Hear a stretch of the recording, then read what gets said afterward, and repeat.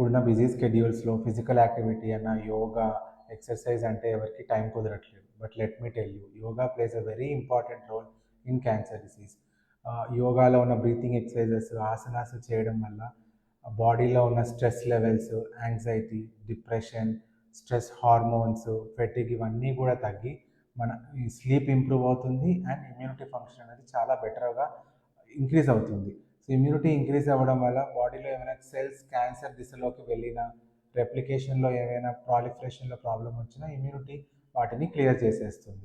యోగాని ఇంప్లిమెంట్ చేయడం వల్ల క్యాన్సర్ డిసీజ్ని ప్రివెన్షన్ మాత్రమే కాదు, ఆల్రెడీ క్యాన్సర్ పేషెంట్స్ ఎఫెక్ట్ అయిన వాళ్ళు, ట్రీట్మెంట్ తీసుకుంటున్న వాళ్ళు, ఎవరికైతే సైడ్ ఎఫెక్ట్స్ లో ఉన్న వాళ్ళు, రికవరీ, రీహాబిలిటేషన్, ఈ పేషెంట్స్ అందరు కూడా బెనిఫిట్ అవుతారు.